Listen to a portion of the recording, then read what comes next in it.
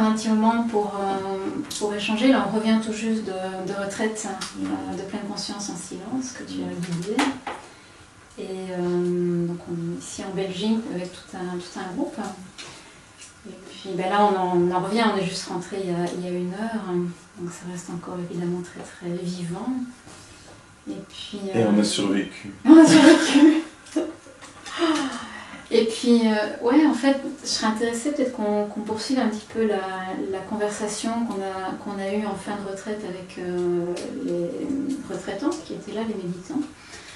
Notamment une personne, de manière très spécifique, qui disait, mais tiens, quel est le lien au fond entre ce qu'on pratique ici, la pleine conscience, différentes qualités du mental, du cœur, et puis mon quotidien, comment est-ce que je peux amener ça dans le monde, dans la réalité du monde.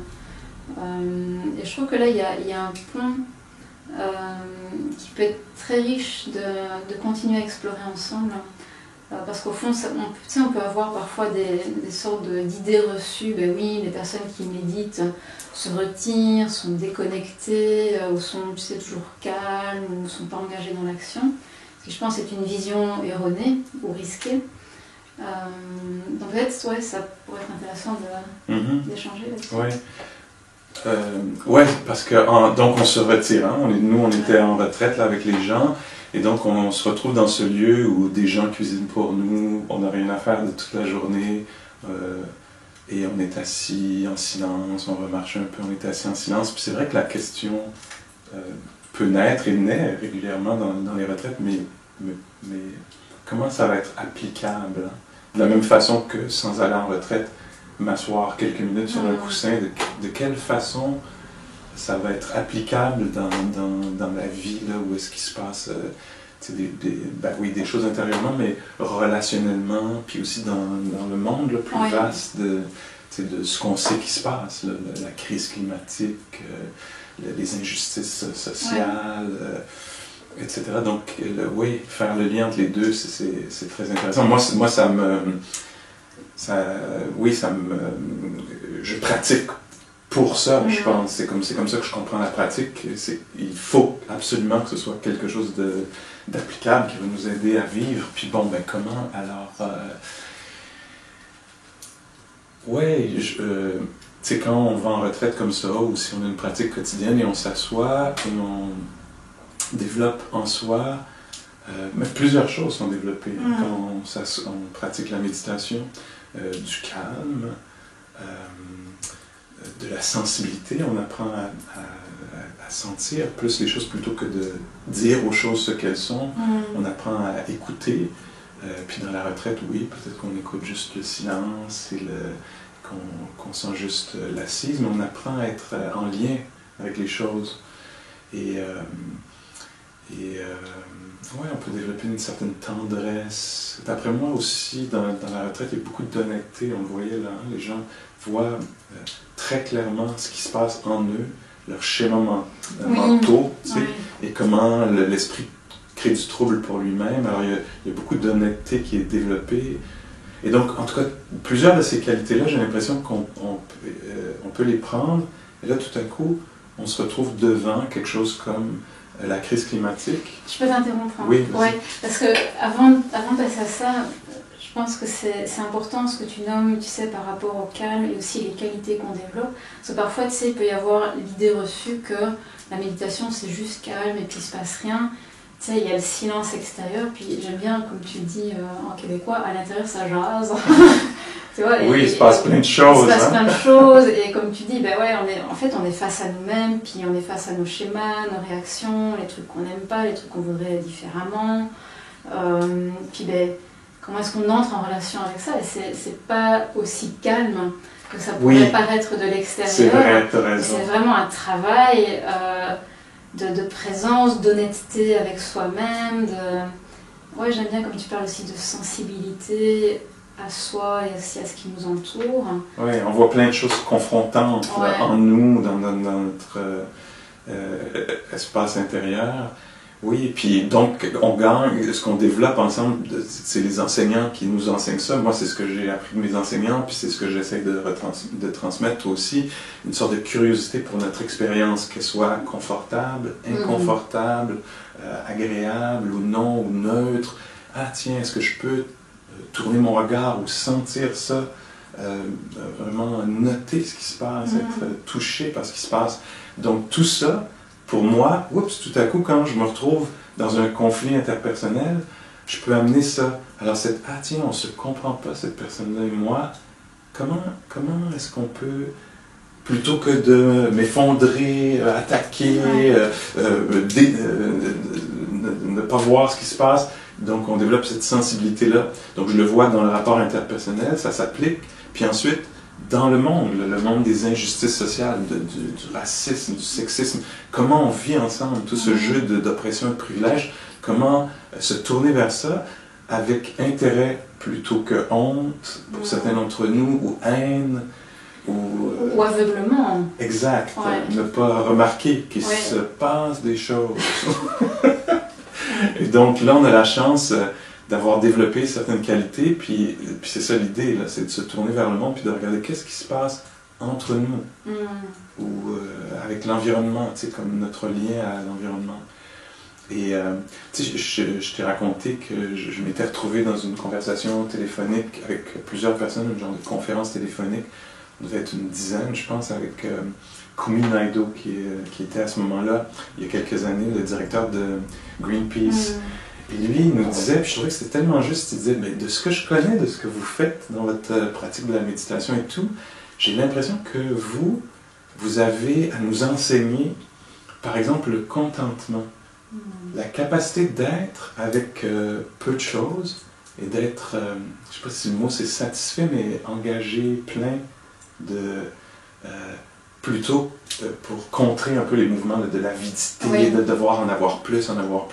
Puis je pense que je me permets, tu me diras si c'est une bonne idée, de citer une retraitante qui disait, vers la fin de la retraite, là, qui disait ma compréhension d'une vie un peu plus simple, c'est de ne pas ajouter « je veux » sur ce qui se passe. Donc, je veux autre chose, j'en veux plus.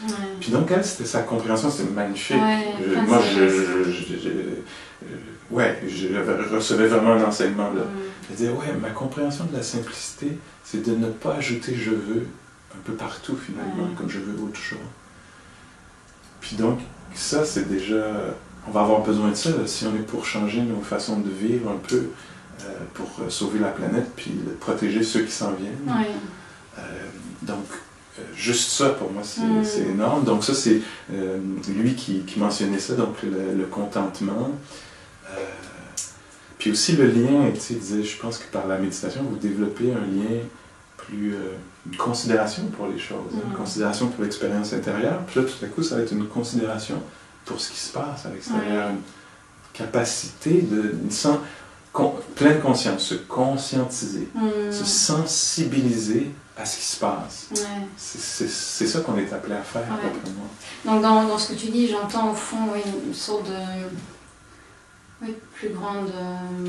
de réaliser au fond. Ce qui pour moi demande aussi du courage qu'on cultive dans la pratique de la pleine conscience. Tu parlais d'honnêteté, le courage d'être au contact de nos mouvements intérieurs qui ne sont pas toujours glorieux, pas toujours confortables. Donc je trouve que ça demande beaucoup de courage, beaucoup de bravoure, beaucoup d'honnêteté. Et du coup, cultivant cette qualité-là, elle peut être mise au service d'être au contact de ce qui se passe dans le monde, des défis climatiques qui nous demandent du courage, qui nous demandent beaucoup d'équilibre aussi. On n'a pas envie d'être submergé, débordé, du coup de perdre toutes nos ressources face à ce qui se passe, parce que ça va être aidant pour personne, ni pour nous, ni pour notre entourage, ni pour ce qu'on est appelé à faire. Oui, et pas économique. Et pas si je perds le sommeil, si j'angoisse, etc., beaucoup d'énergie qui est nécessaire là, pour contribuer, intervenir, changer les choses. Et donc, toute cette énergie-là, on ne veut pas qu'elle soit perdue. Ouais. Alors, je pense que c'est ça, l'art de la méditation, c'est apprendre à vivre de façon économique et ciblée. Oui. On peut cibler notre énergie, la diriger dans le sens de ce qui va réduire la souffrance. C'est vraiment, toute l'idée de la méditation, c'est la souffrance, il y a la souffrance, et comment réduire, soulager cette souffrance-là en soi, dans sa propre psychologie, son système intérieur, on pourrait dire. Mais après, ça s'applique de la même façon. Dès que on voit de la souffrance, comment faire? Puis comme tu dis, avec équilibre, ça veut dire aussi de voir qu'est-ce qu'il y a comme habileté, moyens, ressources, d'avoir une sorte d'honnêteté autour de ça. Tu sais, je pourrais vouloir sauver tout, puis je vais me brûler, là. Mais une capacité de reconnaître, ben tiens, voici ce qui peut être fait ici avec, je sais pas, le pouvoir de cette personne-là, soit les forces ou les opportunités qui sont là, ou le talent, les habiletés. Comment mettre ça à contribution d'une façon simple et généreuse, mais aussi sans être attaché à tout vouloir solutionner, par exemple, sauver de l'énergie là, entre autres. Oui, je trouve que ça demande beaucoup de discernement, en fait. Tu vas pouvoir s'engager, lâcher d'une certaine manière l'idée que ça va tout solutionner, et en même temps rester engagé. Rester engagé non plus à partir d'hostilité ou de haine ou d'aversion, ce qui ne va pas nous aider. Parce qu'on a besoin d'être reliés, d'être en relation les uns avec les autres pour amener aussi, je dirais, la force de la communauté au service d'action. De le faire par amour, plutôt que par haine. Puis aussi, je pense que l'autre aspect qui, moi, m'intéresse, c'est un peu comme les nouvelles formes de joie. Tu sais, d'après moi, pour s'engager dans quelque chose, il faut qu'il y ait ou du bonbon ou de l'or, mais quelque chose là, qui... Et donc, par exemple, une nouvelle joie qui pourrait naître, c'est la joie de savoir qu'on protège l'espace pour les autres. Je dis nouvelle pour nous dans la culture dominante occidentale, mais pas de nouvelle du tout. Tu sais, dans certaines cultures, dans certaines sagesses millénaires, c'est là de penser à ceux qui vont venir. Tu sais. Mais pour nous, peut-être qu'on pourrait amener ça, que c'est un peu absent dans les cultures dominantes. Et donc, ça, c'est une des formes de joie. Puis c'est quoi les autres? Moi, ça m'intéresse. Oui, et j'aime bien parce qu'au fond, on sort aussi de ce qui est un petit peu vendu par la pub. Tiens, cette nouvelle crème pour le visage va résoudre le problème dans votre vie. Enfin, je caricature, mais en gros, c'est un peu ça qui est vendu, c'est un peu ça qu'on achète. Mais de pouvoir se reconnecter à des joies plus, plus simples, peut-être plus subtiles au départ, mais en fait qui sont beaucoup plus pleines et plus durables. Et plus profondes, plus de qualité. Je vois par exemple un peu là, dans mon monde, il y a une sorte de joie que je ne connaissais pas très bien avant, mais ça va peut-être me paraître étrange, mais la joie de perdre un privilège, dans le but que quelqu'un d'autre soit rendu visible, compte, puisse être, puisse s'épanouir, puisse faire partie d'eux.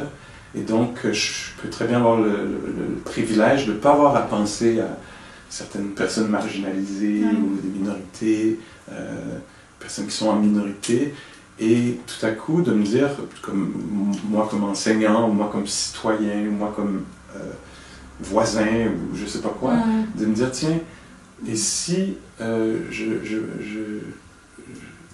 me donnais je pensais à l'expérience de cette personne-là, à comment cette personne-là veut aussi être en sécurité, veut aussi être vue, le droit de profiter des espaces, des ressources, tu sais. Puis comment faire un peu de place, ajuster un peu les choses pour que quelqu'un puisse avoir la parole. Quelle joie! Ben, c'est vrai là, que je découvre ça, qu'il y a une joie incroyable là-dedans. Puis les bénéfices, c'est que tout à coup j'entends le point de vue de l'autre, qui est un point de vue très particulier, qui n'est pas le mien. Hein? Et donc l'autre a vu des choses que moi, je n'ai pas vues dans la société, parce que je suis un peu... je vois pas très bien ça, je remarque pas ça, ça m'a pas attiré mon attention. Alors que l'autre a vu les choses qui se passent. Ça demande, je trouve, beaucoup d'humilité, tu vois. Et aussi un petit peu de prise de risque, de dire, tiens, mais comment ça pourrait se passer si je lâchais un petit peu certains de mes privilèges, ou un petit peu de mon confort, et d'oser, même par petites doses, par des toutes petites choses, mais de voir, tiens, je vais faire cette expérience-là, et voir ce qui se passe. D'oser un petit peu aussi. Puis toi, je me permets aussi d'amener quelque chose de personnel, mais dans les derniers jours, quand on enseignait ensemble, donc on a partagé des repas, puis tu me racontais des choses. mais tu sais, je pense toujours aux nouvelles joies, puis tu me dis, tu étais allé à des actions, là, des prises de position avec d'autres personnes, puis tout à coup il y avait la joie d'une nouvelle forme de communauté, d'être un groupe d'anonymes, d'inconnus, qui tout à coup sont rassemblés autour de se positionner, dire on doit faire attention, les gestes que tu fais là, dans les rassemblements pour l'environnement. Puis cette joie-là, c'est beau, hein? Puis je sais, là je le vois avec tes yeux, puis quand tu me le racontes aussi. Puis donc, moi, ça, encore une fois, ça m'intéresse, je pense qu'il y a une voie là. Quelles sont les nouvelles formes de joie qui vont faire qu'on va pouvoir facilement renoncer à quelque chose? Puis, donc, un être très très sage, ayant vécu très longtemps, a dit « Mon cœur bondit de joie à l'idée du renoncement. » Et pour plusieurs d'entre nous, est-ce qu'il y a quelque chose de moins sexy que le renoncement? C'est très subversif. Oui! Puis donc, pourquoi cette personne-là dit « Mon cœur bondit de joie à l'idée du renoncement », là, ça devient une pratique. Hein? Qu'est-ce que ça veut dire dans le monde? Puis pour moi, ça nécessite que je sois particulièrement attentif à ces nouvelles formes de joie possibles-là. Particulièrement attentif, pour moi, c'est pleine conscience. C'est être à l'écoute. C'est aller en dessous des idées reçues, en dessous des habitudes, pour aller voir où se cache quelque chose qui serait plus sain. Une façon plus saine de vivre pour moi-même, pour le monde. Et là, du coup, on voit bien le lien avec la pratique. C'est pouvoir sentir ce qui est délétère, même pour moi, et ce qui est plus sain. Et ça demande de pouvoir être sensible. Ça demande de l'honnêteté, ça demande du courage, ça demande du silence, ça demande du temps. Puis ça demande aussi la capacité de pouvoir être OK en étant inconfortable. Parce que autour de ça dont on parle, entre autres, il va y avoir des conversations difficiles.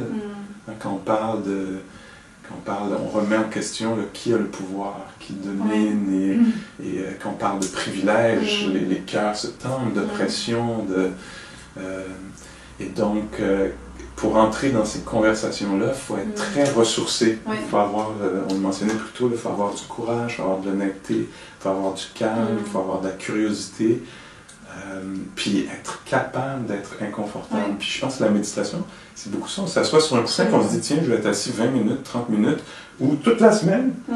Et ça risque d'être inconfortable de 100 000 façons. Il y a un moment où je voudrais me mettre debout, aller m'occuper de certaines choses, faire des coups de fil, etc. Puis non, je vais rester assis.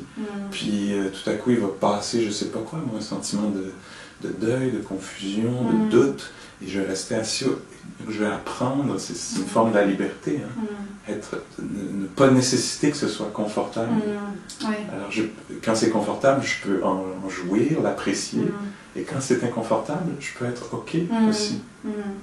Et là, on s'apprête à vivre, d'après moi, il va falloir qu'on ait des conversations inconfortables, qu'on se remette en question, puis c'est inconfortable.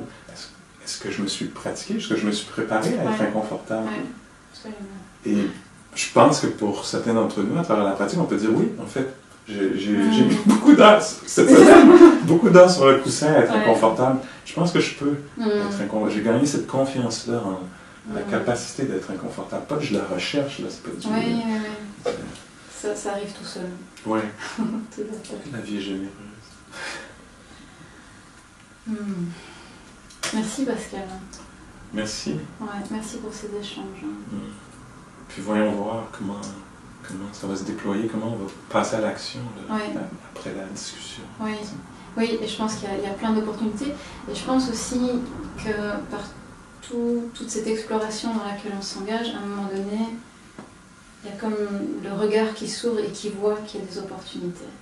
Oui. Tiens, il y a ça qui se passe. Tiens, il y a des personnes qui se mobilisent. Oui. Tiens, peut-être que je peux contacter ces gens-là et voir comment je peux être au service aussi. C'est beau ce que tu nommes parce que dans la psychologie bouddhiste, il y a ce qui accompagne souvent la pleine conscience, une forme d'intelligence, de discernement. Le discernement, tu l'as nommé, parfois c'est divisé de différentes façons, la sagesse, donc le discernement, pouvoir discerner entre ce qui est aidant et ce qui n'est pas aidant pour moi et pour les autres. Mais il y a une forme de discernement très particulière qui est la capacité de reconnaître les opportunités. Les opportunités pour la pratique, puis les opportunités pour soulager la souffrance, les opportunités pour protéger, se protéger, offrir, la joie d'offrir la protection. Donc c'est beau ça. La reconnaissance d'opportunités. Oui. Ok, partons. Allons à la recherche des opportunités. Et aussi de continuer à cultiver cette capacité d'être au contact de l'inconfort. Il y a un mot que j'aime bien, c'est consentir, tu vois, pouvoir sentir avec, être au contact de l'inconfort, continuer à être aussi sensible à la joie qui peut apparaître dans sa diversité de formes, la joie d'être aussi en contact les uns avec les autres, le courage à certains moments de dire non, je ne suis pas d'accord. C'est audacieux, mais j'ai confiance. C'est beau ça, je pense que si on s'arrête juste là, je vais rester avec ça, le consentir à...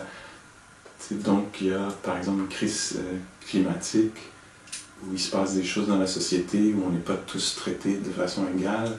Ok, je consens à entrer dans ce monde-là et aller voir comment je peux créer moins de troubles moi-même, puis peut-être contribuer si c'est possible. Donc je consens à entrer dans ce monde un peu chaotique et très imparfait, bancal. Merci. Merci beaucoup Pascal. Bon retour à Montréal demain. Et puis à très bientôt en Belgique.